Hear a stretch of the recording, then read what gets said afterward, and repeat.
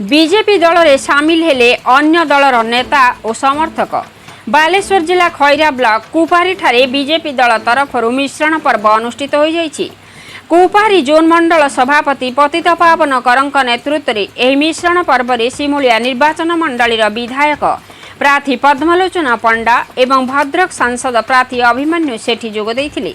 एथिरे डुंगुरा सरपंच प्रकाश कुमार लेंका और पूर्वतन सरपंच शंकरसन माझी, गोलिहा सरपंच पुष्पलता घड़ई स्वामी रमेश कुमार घड़ई, बड़ जयपुर पंचायत युव सभापति अक्षय बेहेरा, पूर्वतन खैरा ब्लॉक उपाध्यक्ष जयंत कुमार राउत, 3 नंबर जोन पूर्वतन जिला परिषद सदस्य कल्पना नायक, गोलिहा पंचायत सभापति प्रदीप सामल, 4 नंबर जोन जिला परिषद सदस्यांक स्वामी शशांक शेखर महापात्र, गढ़ पोखरी पंचायत समिति सभ्य प्रार्थी रविंद्र जेना और युव सभापति राजकिशोर त्रिपाठी, कुपारी पंचायत पूर्वतन सरपंच भवज्योत्स्ना नायक और पूर्वतन समिति सभ्या सुनीता साहू एवं वरिष्ठ कर्मी भगवान साहू बीजेपी दल तथा देशर प्रधानमंत्री नरेंद्र मोदी नीति आदर्श रे अनुप्राणित होई बिजु जनता दल और अन्य दल त्याग करी बीजेपी रे दल रे जोग देइथिले। सांसद प्रार्थी अभिमन्यु सेठी एवं विधायक प्रार्थी पद्मलोचना पंडा सेमानंकु दलीय उत्तरी टोपी और पुष्पगुच्छ देई स्वागत करथिले। बीजेडी दल भली बीजेपी दल को मजबूत करी गढ़ी तोलिबा पाई दृढ़ोक्ति प्रकाश करिसंती मिश्रणकारी माने। आसंतु सुनिबा किए कौन कहउछंती। बालेश्वर नरेंद्र प्रसाद बेहेरा रिपोर्ट मसीहा न्यूज। आपण मसीहा न्यूज रो यूट्यूब चैनल को सब्सक्राइब कलेनी कि जदि करि नाहंती एबे करनियंतु। एहा सह मसीहा न्यूज रो फेसबुक और ट्विटर पेज को लाइक और फॉलो करंतु। ता सह मसीहा न्यूज रो ऐप आसी गलानी। निज मोबाइल रो प्ले स्टोर रु डाउनलोड करनियंतु। जय जगन्नाथ।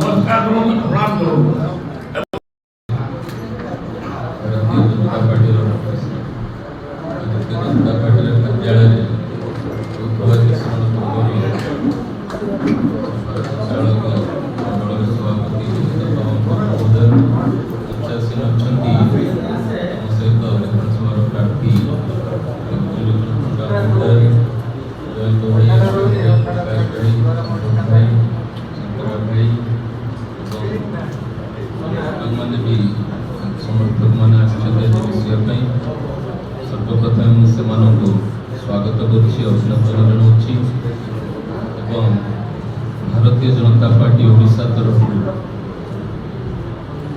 भारतीय जनता पार्टी को समर्थन जन भारतीय आगामी निर्वाचन में भारतीय जनता पार्टी काम करने समस्त धन्यवाद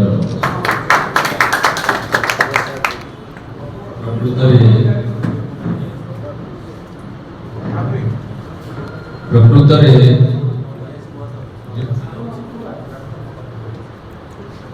समस्ते बहुत लोग उपस्थित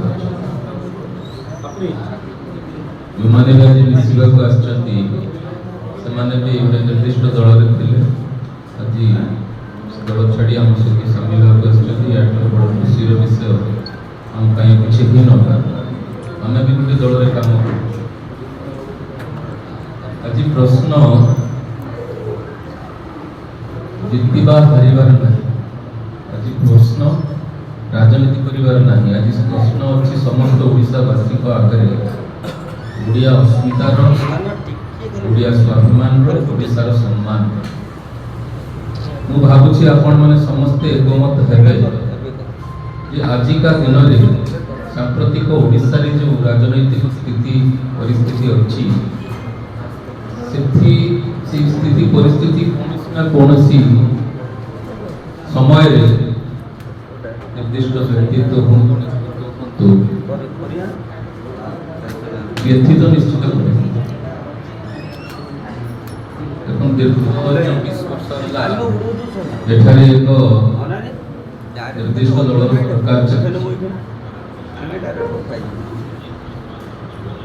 ये सरकार आमे ओडिशावासी 117 जन विधायक को निर्वाचित कर 12 जन सांसद 8 जन की 10 जन राज्यसभा सांसद निर्वाचित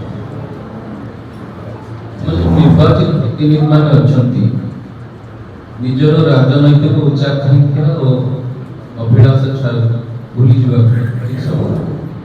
आम समस्ते प्रथम होती ओडिशावासी ओडिशार लोक तेणु ओडिशार सम्मान ओडियार सम्मान एवं ओडिया स्वाभिमान ये आम सबठू बड़ हवा उचित जन जन को ना डाकिबी आम दलीय उत्तरी एवं पुष्प उच्च दे संबोधित करेंगे प्रथम ना डाकुची प्रकाश कुमार लेंका सरपंच डोगरा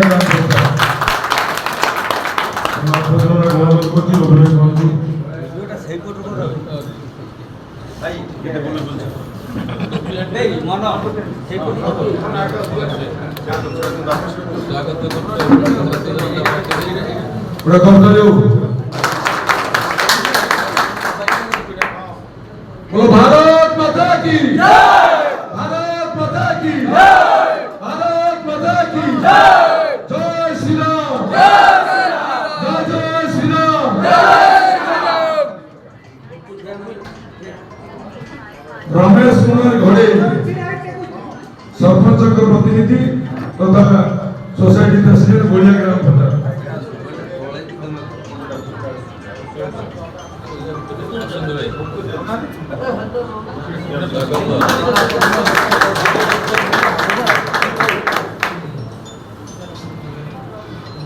भारत माता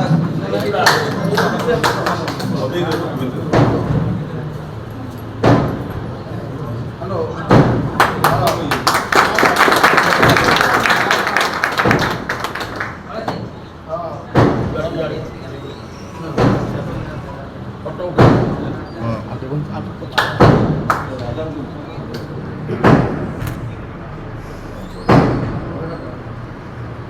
जयंत कुमार राव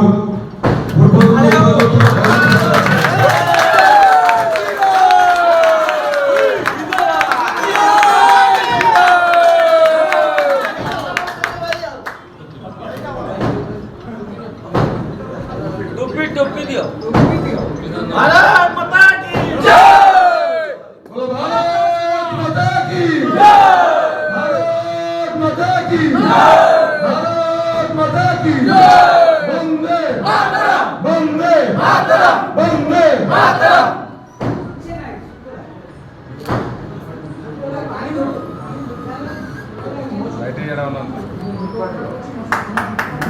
অক্ষয় কুমার বেহেরা যুব সভাপতি বর্জয়পুর গ্রাম পঞ্চায়েত অক্ষয় কুমার বেহেরা।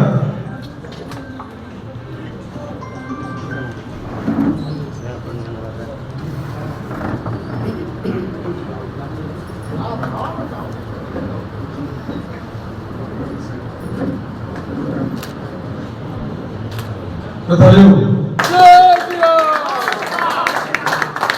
टोपी दियो टोपी दियो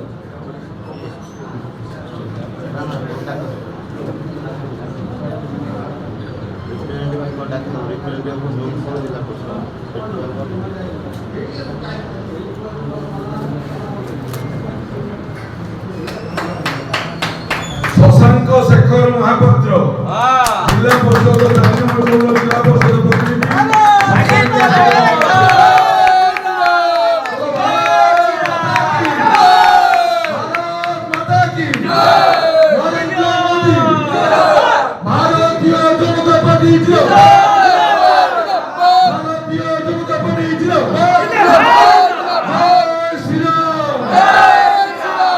टोपी दियो टोपी दियो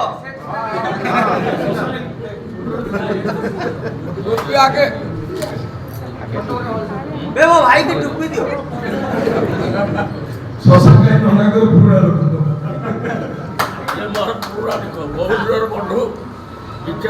नना टे कुंडे बको मो भाई की आलिंगन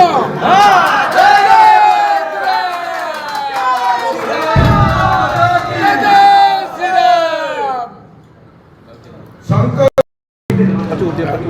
विधायक प्रार्थी आमମାନଙ୍କର ଅତି ପ୍ରିୟ ପଦ୍ମନାଥ ପ୍ରଣା ମହୋଦୟ ଆମ ଗଣରେ ଉପସ୍ଥିତ ଅଛନ୍ତି ଭଦ୍ରକ ଲୋକସଭା ସାଂସଦ ପ୍ରାର୍ଥୀ ଆମର ବଡ଼ାଇ ସମସ୍ତଙ୍କର ପ୍ରିୟ ଅଭିମନ୍ୟୁ ଭାଇ ଏବଂ ଆମ ଗଣରେ ଉପସ୍ଥିତ ଅଛନ୍ତି ସମସ୍ତ ସାମାଜିକ ବନ୍ଧୁ इलेक्ट्रॉनिक मीडिया एवं प्रिंट मीडिया बंधुगण एवं समस्त भारतीय जनता पार्टी कार्यकर्ता बंधुगण जाओ यह हम अत्यंत खुशी दिन भारतीय जनता पार्टी कार्यक्रम भारतीय जनता पार्टी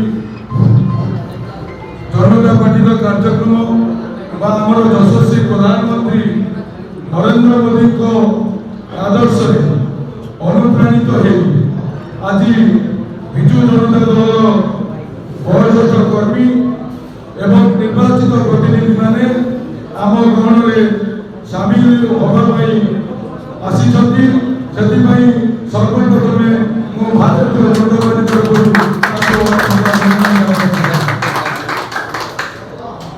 ए बाबद विधायक प्रार्थी श्रीजुक्त पद्मनाथ पंडा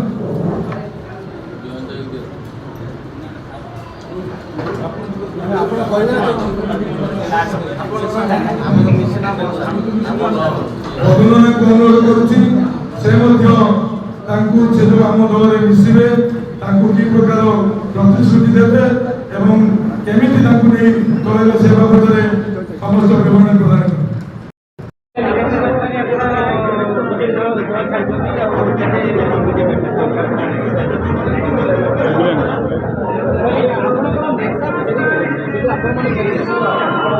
नेता कौन निष्पत्ति नहीं आम जानी ना किंतु कथा आम माटीर सम्मान निमंते खैरा सिमुलिया निर्वाचन मंडली सम्मान दृष्टि आम आम निष्पत्ति अटल रही आम शेष निष्पत्ति नेलु भारतीय जनता पार्टी सामिल हो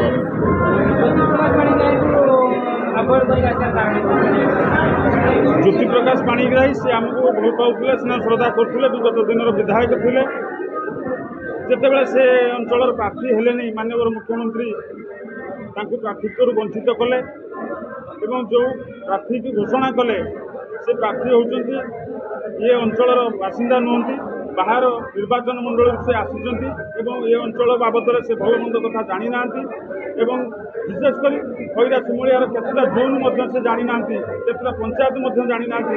ଯେ ବିଜୁ ଜନତା ଦଳର ସମସ୍ତ କର୍ମକର୍ତ୍ତାଙ୍କୁ ମଧ୍ୟ ଚିହ୍ନି ନାହାନ୍ତି। ସେଇ ଦୃଷ୍ଟିରୁ ଆମେ ତାଙ୍କ ଉପରେ ଅସନ୍ତୋଷ ବ୍ୟକ୍ତ କରିଥିଲୁ ଏବଂ ବିଶେଷ କରି ଆମର ଜଣେ ଦକ୍ଷ ପୂର୍ବତନ ମନ୍ତ୍ରୀ ଶ୍ରୀଯୁକ୍ତ ପଦ୍ମଲୋଚନ ପଣ୍ଡା ମହୋଦୟ ସେ ବିଗତ ଦିନର ବିଧାୟକ 4 ଥର ବିଧାୟକ ହୋଇଛନ୍ତି ଏବଂ ମନ୍ତ୍ରୀ ମଧ୍ୟ ହୋଇଛନ୍ତି ଏବଂ ଏ ଅଞ୍ଚଳ ବାବଦରେ ସେ ତାଙ୍କୁ ଭଲ ଭାବରେ ଜଣା ଏବଂ ସମସ୍ତଙ୍କୁ ସେ ପ୍ରାୟ ଉଣାଧିକେ ପରିଚିତ ଏବଂ ସେଇ ଦୃଷ୍ଟିରୁ ସେ ସମସ୍ତଙ୍କୁ ଆପଣାର କରିବାର ତାଙ୍କ ପାଖରେ ସେ ଶକ୍ତି ଅଛି। ସେଇ ଦୃଷ୍ଟିରୁ ଆମେ ତାଙ୍କର ଆପଣାର ହେଇ ତାଙ୍କ ସହିତ ସାମିଲ ହେବା ପାଇଁ ନିଷ୍ପତ୍ତି ନେବୁ।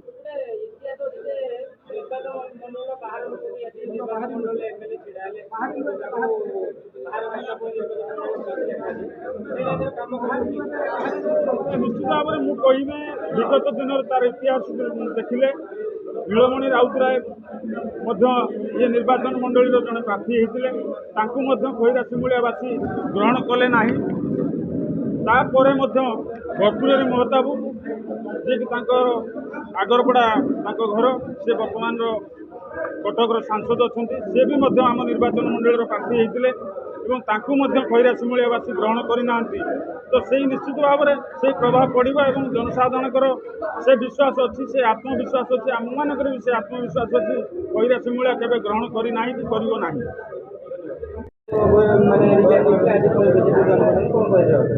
ହଁ ଖାଲି ତ ରିଜାଇନ୍ ଦେଇଥିଲୁ, ଆପଣଙ୍କୁ ସେ କଥା ବି କନଫର୍ମ କରିଥିଲୁ ଆମେ ବିଜେପିରେ ଜଏନ୍ କରିବୁ ବୋଲି।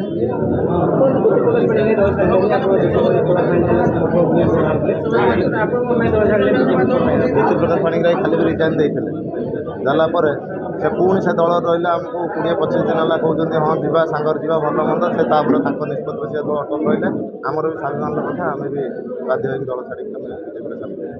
ଆଗାମୀ ଦିନରେ କେତେ ମାତ୍ରାରେ ଲୋକ ବିଜେପି ଆଗାମୀ ଦିନରେ କେତେ ମାତ୍ରାରେ ସରପଞ୍ଚ ସମିତିକି ଆପଣଙ୍କ ଦଳୀୟ କର୍ମୀ ନିଶ୍ଚିତ ଆପଣ 27 ତାରିଖ ସୁଦ୍ଧା ଆଉ ଥରେ ମହାମିଶ୍ରଣ ପର୍ବ ହେବ, ଅନ୍ୟାନ୍ୟ ସରପଞ୍ଚ ସମିତି ବି ମିଶିବେ, ନିଶ୍ଚିତ ଆପଣ ଦେଖିବେ।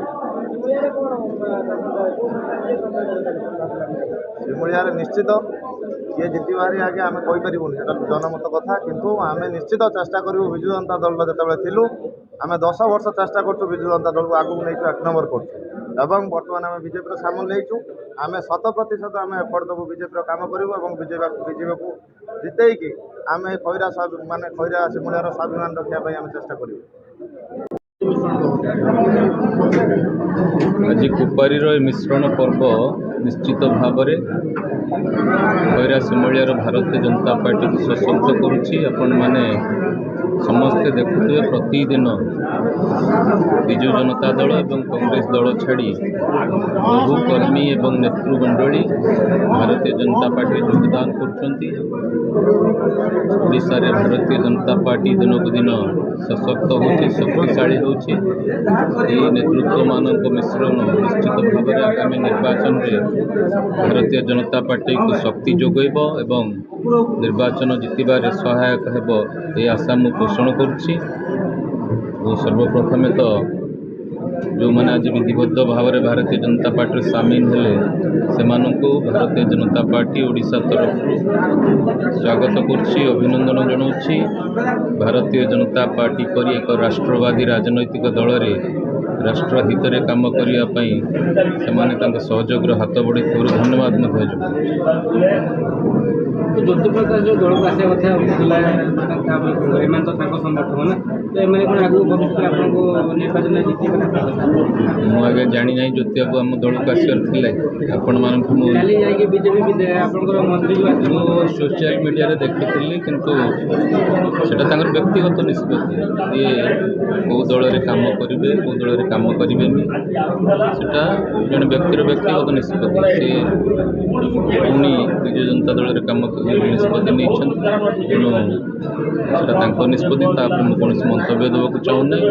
କିନ୍ତୁ ଆଜି ଜୟନ୍ତ ଭାଇ, ପ୍ରକାଶ ଭାଇ, ସମ୍ପଦ ଭାଇ, ଶଶାଙ୍କ ଭାଇ ଏବଂ ଶଙ୍କରା ଭାଇ ଏବଂ ଦୁଇ ମହିଳା ନେତ୍ରୀ ଏବଂ ତାଙ୍କର ସହଯୋଗୀ ମାନେ ସମର୍ଥକ ମାନେ ଆମ ସହିତ ଯୋଗ ଦେଇଥିବାରୁ ନିଶ୍ଚିତ ଭାବରେ ଭାରତୀୟ ଜନତା ପାର୍ଟିର ଶକ୍ତି ବୃଦ୍ଧି ହୋଇଛି। ଏ ଯେଉଁ ଯୋଗଦାନଟା ଦଳକୁ କେତେ ମାତ୍ରାରେ ବିଜୟ ହାର କେତେ ମାତ୍ରାରେ ରହିବ?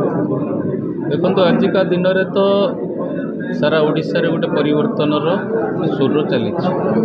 ଓଡ଼ିଶାବାସୀ ଦୀର୍ଘ 24 ବର୍ଷର ଯେଉଁ କଳା ଶାସନ ଚାଲିଛି, ଏ ପର୍ଯ୍ୟନ୍ତ 24 ବର୍ଷ ଶାସନ କଲା ପରେ ରାଜ୍ୟ ସରକାର ସାଧାରଣ ଜନତାକୁ ମୌଳିକ ଆବଶ୍ୟକତା ପୂରଣ କରିପାରୁନି। ସ୍କୁଲ ହେଉ, ଶିକ୍ଷା ହେଉ, ସ୍ୱାସ୍ଥ୍ୟ ହେଉ, ଗମନାଗମନ ହେଉ, ବିଜୁଳି ହେଉ କିମ୍ବା ପିଇବା ପାଣି ହେଉ, ଯଦି 24 ବର୍ଷ ଶାସନ କାଳରେ ଏସବୁ ଠିକ୍ ହୋଇନପାରିଲା ତାହେଲେ ଆଗାମୀ ଦିନମାନଙ୍କରେ ବି ସରକାର ଏକୁ ଠିକ୍ କରିପାରିବ ନାହିଁ। ଏଟା ମୁଁ ଦୃଢ଼ତାର ସହିତ କହିବି, କାହିଁକିନା ସେମାନଙ୍କର କରିବାର କିଛି ମାନସିକତା ନାହିଁ। ତେଣୁ ଓଡ଼ିଶାବାସୀ ମନସ୍ଥ କଲେଣି ଏଥର ପରିବର୍ତ୍ତନ କରିବେ ଏବଂ ଭାରତୀୟ ଜନତା ପାର୍ଟିର ଡବଲ ଇଞ୍ଜିନ୍ ସରକାର କରିବେ। ପ୍ରଧାନମନ୍ତ୍ରୀ ମଧ୍ୟ ତାଙ୍କ ମୁହଁରୁ ନିଜେ କହିଛନ୍ତି 4 ତାରିଖ ଦିନ ଏକ୍ସପାୟରି ଡେଟ୍, 10 ତାରିଖ ଦିନ ଜୁନ୍ 10ରେ ଭାରତୀୟ ଜନତା ପାର୍ଟିର ମୁଖ୍ୟମନ୍ତ୍ରୀ ଓଡ଼ିଶା ରାଜ୍ୟରେ ଶପଥ ନେବେ। ତେଣୁ ଏ ଏକ ଉତ୍ସାହର ବିଷୟ। ଧୀରେ ଧୀରେ ଭାରତୀୟ ଜନତା ପାର୍ଟିର ଶକ୍ତି ବୃଦ୍ଧି ପାଉଛି। ମୁଁ ଭାବୁଛି ନିର୍ବାଚନରେ ନିଶ୍ଚିତ ଏଥର ଆମେ ବିଜୟୀ ହେବୁ। କୈଳାସମୂଳିଆ କ୍ଷେତ୍ରରେ ବି ବିଜୟୀ ହେବୁ ଏବଂ ସଂସଦ କ୍ଷେତ୍ରରେ ମଧ୍ୟ ଏଠାରୁ ଆମେ ଅଧିକରୁ ଅଧିକ ଭୋଟ ପାଇବୁ। ଆଗାମୀ ଦିନରେ ଆଉ କେତେ ଧାରଣା ମିଶ୍ରଣ ହେବ କ'ଣ କରିବା? ଆପଣମାନେ ଜାଣିଥିବେ ବିଶ୍ୱ ଯୁବ ପୁରୁଷ ନରେନ୍ଦ୍ର ମୋଦୀଙ୍କ ଆଦର୍ଶରେ ଅନୁପ୍ରାଣିତ ହୋଇ ଆଜି ବିଜେଡ଼ିରୁ ସମିତି ମେମ୍ବର ଜିଲ୍ଲା ପରିଷଦ ଆଜି ଇସ୍ତଫା ଦେଇ ଆମ ବିଜେପିରେ ମିଶିଛନ୍ତି। ସେଥିପାଇଁ ମୁଁ ଧନ୍ୟବାଦ ଦେଉଛି। ଆଗାମୀ ଦିନରେ ମଧ୍ୟ ଆଉ ଦେଖିବେ 2-3 ଦିନ ଭିତରେ ଆହୁରି ବହୁ ସଂଖ୍ୟାରେ ବିଜେଡ଼ି କର୍ମୀ ଯୋଗ ଦେବେ। ଧନ୍ୟବାଦ।